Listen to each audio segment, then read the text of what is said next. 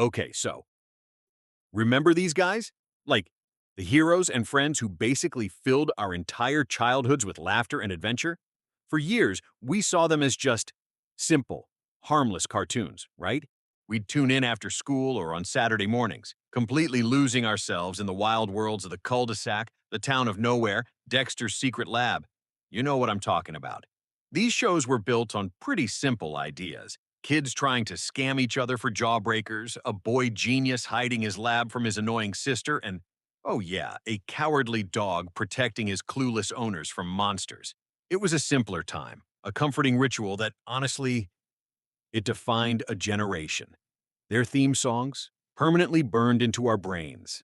And their catchphrases, they're literally part of our shared language at this point. We remember the wins, the losses, all the slapstick, and those occasional, surprisingly heartfelt moments that hit different. But here's the thing. It turns out our memories might be hiding a much darker truth. We just accepted these worlds at face value, never really questioning the bizarre logic or those unsettling vibes that sometimes flickered across the screen. But I mean, we were kids. Why would we? But what if I told you that under all those bright colors and silly jokes, there's a world of dark secrets, creepy origin stories, and straight-up paranormal conspiracies? What if all that laughter was just covering up something way more sinister? Today, we're pulling back the curtain on the creepiest fan theories about Cartoon Network. We're going to pick apart our nostalgia piece by piece and look at the unsettling evidence that's been hiding in plain sight for literally decades. These theories? They were born from late-night forum threads and obsessive rewatching by dedicated fans who couldn't let it go. And they suggest our favorite cartoons are not what they seem. They paint pictures of worlds filled with tragedy, messed up psychology, and even the afterlife. After this, you will never look at these shows the same way again. Trust me. All right, let's ease into this with a theory that's less about pure horror and more of a total perception shift. We all remember Johnny Bravo, right? The sunglasses, the blonde pompadour, those ridiculously huge muscles, and those tiny little legs. Whoa, mama! That was his thing. He was in this never-ending battle to win over any woman who crossed his path, a battle he almost always lost. Big time. We laughed at his failures, his delusional confidence, his complete inability to read a room. He was the ultimate buffoon, a walking, talking cartoon of toxic masculinity played for laughs. But what if the reason he gets rejected constantly isn't because he's a clueless adult, but because he's not an adult at all? This theory suggests that Johnny Bravo is actually a young boy, maybe not even a teenager yet, who just imagines himself as this super masculine Elvis wannabe ladies' man. Think about it. His whole personality is this over-the-top caricature of what a little kid might think a cool guy is. The muscles are comically huge, the voice is this forced drawl, and his pickup lines? They're simplistic and childish because they're being cooked up by a kid's brain. This would explain so much. Why does he still live with his mother, Bunny Bravo, who treats him not like a grown man, but like her little boy? She packs his lunch, gives him advice, and she's always cleaning up his messes. Their dynamic? It feels less like an adult son living at home and more like a mother just playing along with her son's imagination. It also completely reframes his interactions with women. They aren't rejecting a peer. They're brushing off a kid who's playing dress-up. His total lack of success isn't just a running gag. It's reality. Of course, a grown woman isn't going to go out with a 10-year-old who's flexing and yelling, "Hey there, pretty mama." This theory turns Johnny Bravo from a pathetic adult into kind of an endearing if seriously misguided kid lost in his own fantasy. It's a fun idea, but it's our first step toward realizing that what we see on screen might not be the whole story. Next up, a classic. A theory connecting two of Hanna-Barbera's most famous families, both of whom became staples on Cartoon Network. We've got the Flintstones, the modern Stone Age family in prehistoric Bedrock. Then we have the Jetsons, the family of the super futuristic Orbit City. One's in the past, one's in the future. Easy, right? Well, what if they don't just exist in the same universe, but at the exact same time? This popular theory suggests that the worlds of the Flintstones and the Jetsons are contemporary. The Jetsons and their wealthy friends? They live high up in the sky, in these clean, technologically perfect cities. because the surface of the Earth below has been destroyed by some kind of apocalypse, probably nuclear war. Down on the ground in the ruins of the old world live the less fortunate.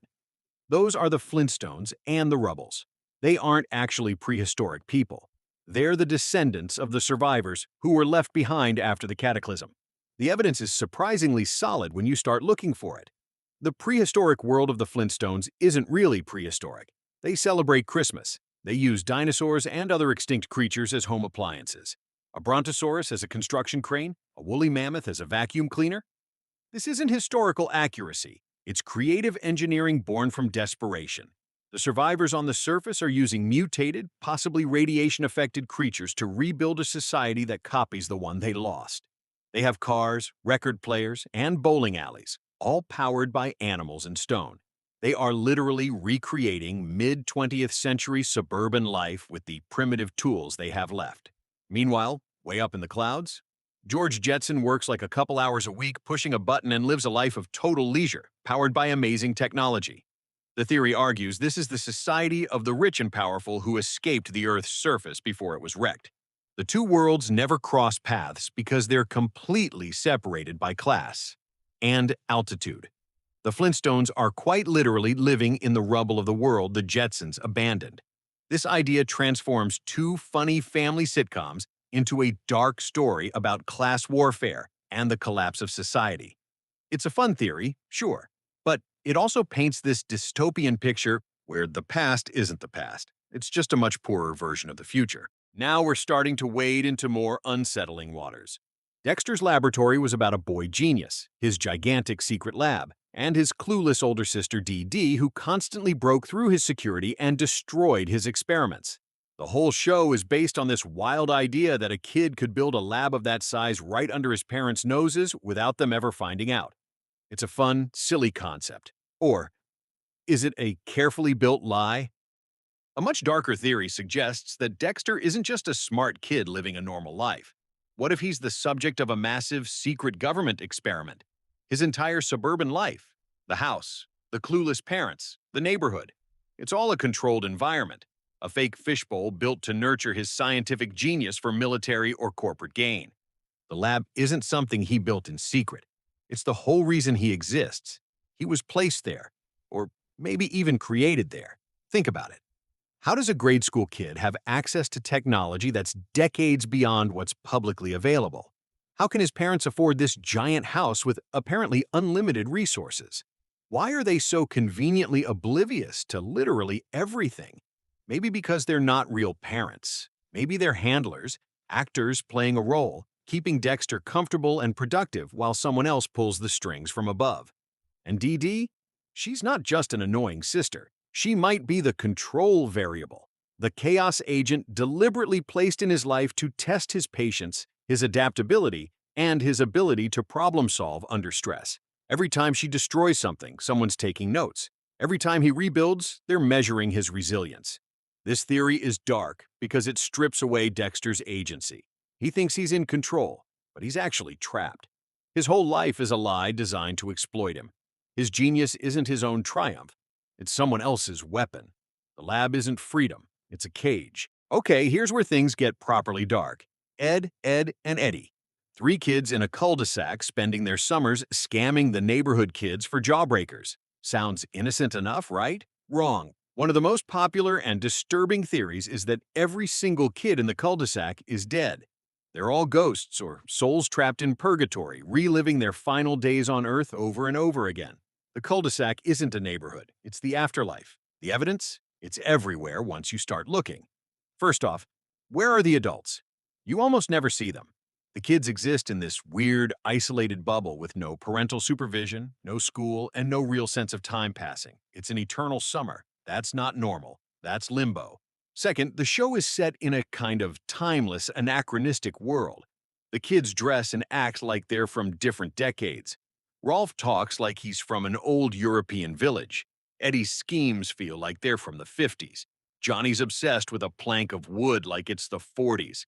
It's like they're all from different time periods, because they died in different time periods.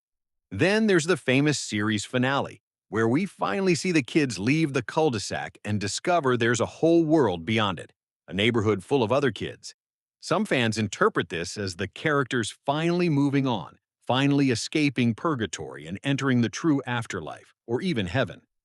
The theory goes even darker when you think about how each kid might have died. Ed, with his lack of intelligence and love of monster movies, might have died in some tragic accident because he wasn't paying attention. Ed, the smart, anxious one, maybe died from stress or illness. Eddie? Well, his obsession with scams and get-rich-quick schemes? Maybe he died trying to pull off one last con that went horribly wrong. It's a deeply sad theory, but it explains the show's surreal, almost dreamlike logic. The cul-de-sac isn't just weird. It's not of this world. All right, now we're getting into Courage the Cowardly Dog territory. And honestly, this is where things get really messed up. Courage the Cowardly Dog was one of the creepiest shows on Cartoon Network. A small, anxious pink dog living with his elderly owners, Muriel and Eustace, in the middle of nowhere, Kansas. Every episode, some new horror, aliens, demons, ancient curses, body snatchers, would threaten the house, and Courage would have to save the day. But what if none of it was real? This theory suggests that all the monsters, all the paranormal threats, exist only in Courage's head. He's just a deeply anxious, paranoid dog who sees normal, everyday things as terrifying threats. The mailman? To Courage, he's a grotesque monster, a traveling salesman, a sinister villain.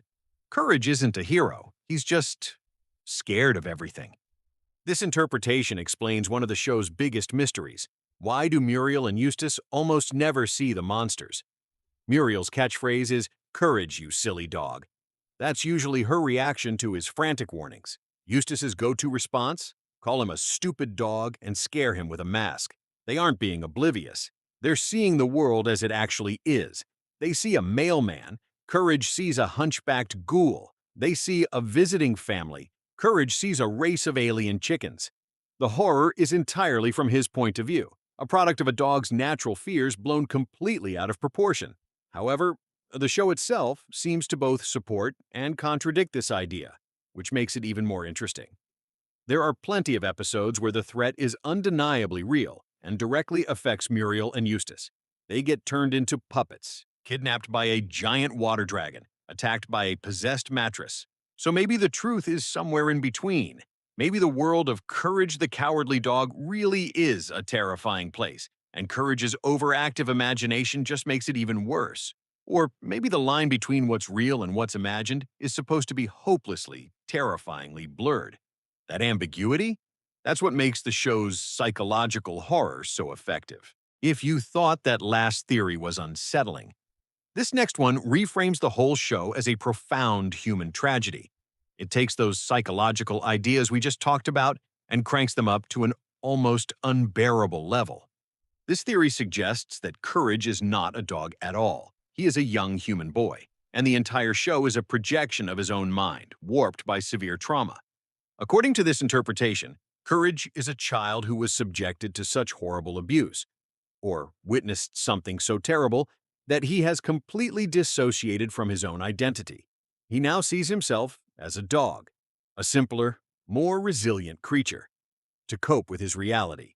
Muriel and Eustace? They're not his owners. They're his elderly relatives or maybe even his abusive captors.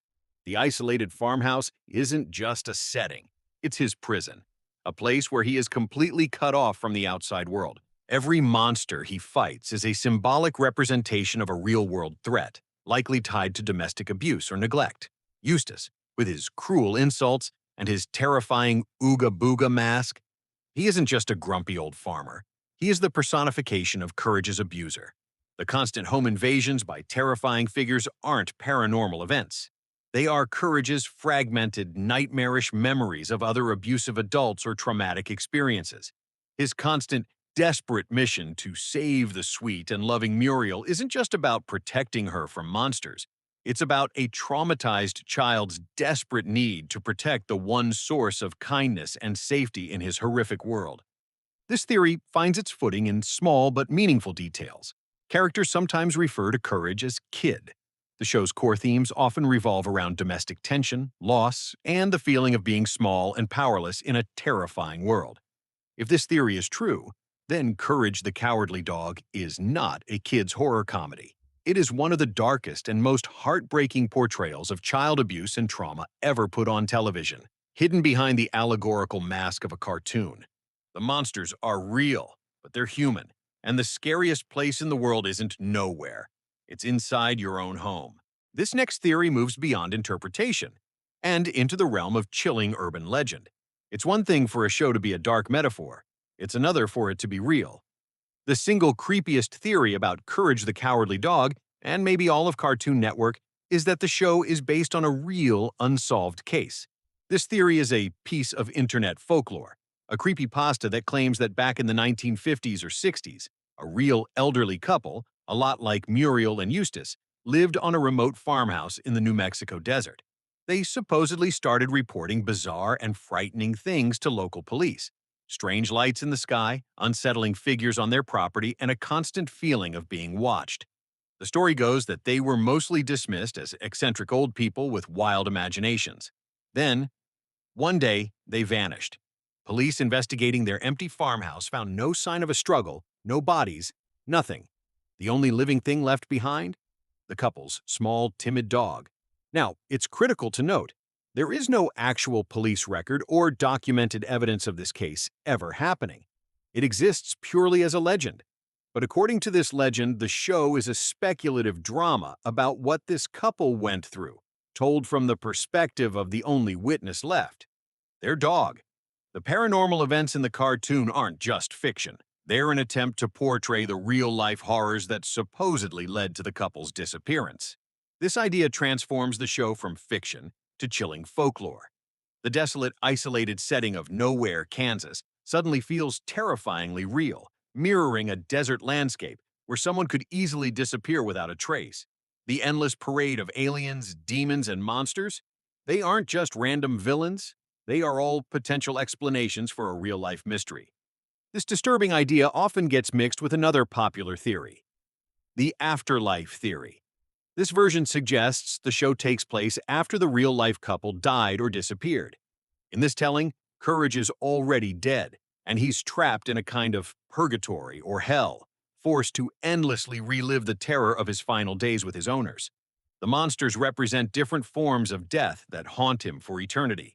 Whether the story is about an unsolved mystery or a dog's eternal torment, this theory is the most unsettling because it tries to break the barrier between our world and the cartoons. It suggests the fear we feel watching is not just for a character, but a faint echo of a tragic, if unverified, story. And there you have it. From playful reinterpretations to deeply disturbing psychological deep dives and chilling urban legends. The bright, innocent world of Cartoon Network might never look quite the same.